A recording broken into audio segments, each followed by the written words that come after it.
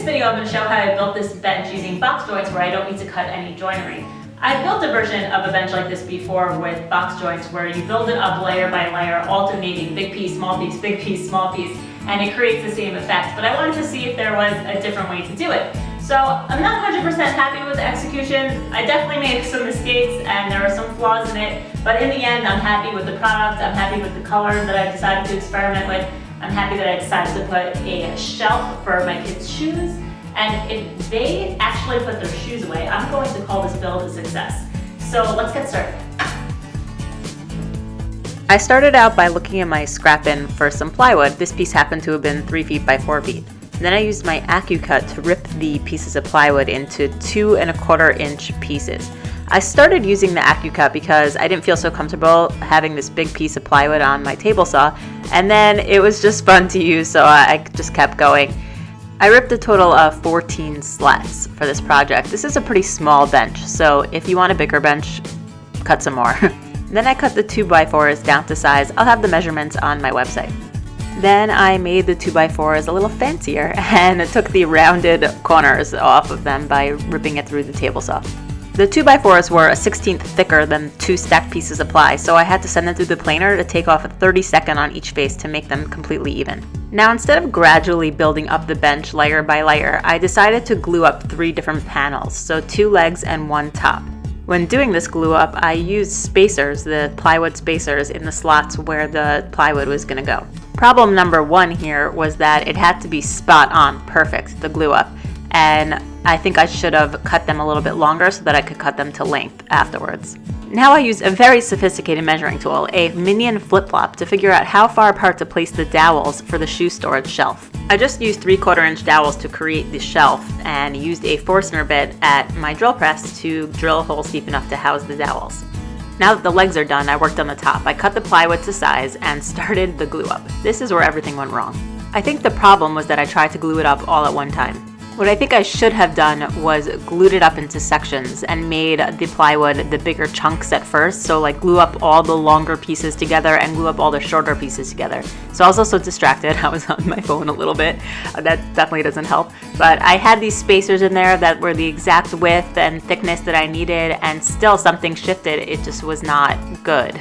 So if I were to do this again, I would glue it up in sections first to eliminate any slippage that could happen in the glue up.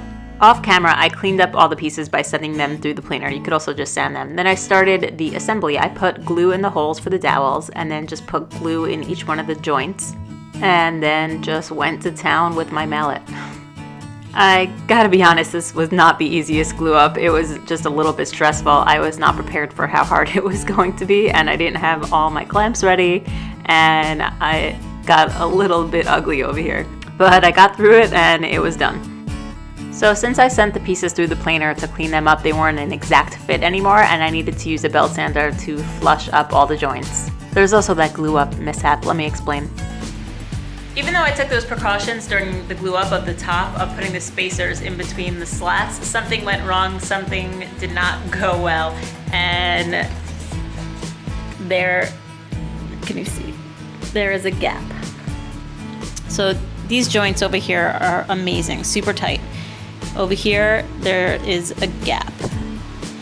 And that means that one of them is great on this side and 2 of them are really bad on that side. So what I think I'm gonna do is cut a really thin piece of plywood to fit into there, to fit into those spots and try to fill in the gaps. We'll see. All right, so I cut these thin strips of plywood at the table saw and it fits in there pretty well. So moving on. So after filling in those gaps and sanding them down a little bit, I took my little trim router and chamfered all the edges, which just made me feel so much better about the piece. And then I just did some finish sanding. Since I wasn't 100% happy with the way this build was going, I decided to experiment with some finishes. I used this Weather Wash, which is a natural aging stain. See, it like turns it really cool gray, and I thought it would be cool to experiment with it on plywood. Then my little helper decided that we needed to experiment a little bit more, so we put a whitewash on top of the Weather Wash. This creates a really cool gray color, in my opinion. I sanded down the whitewash on the top a little bit to reveal more of the end grain plywood, and then I used a polyacrylic to seal it. I used a polyacrylic because it is non-yellowing when you use light colored stains. And after 3 coats, the project was done. I think it looks really cool. I love the box joints, and I love the exposed plywood, and I love the shoe shelf. So I think next time around I'm going to experiment with some real box joints and see how easy it is to actually do those. Thanks for watching. If you like this video, consider subscribing, check out my website for more information, or watch another video.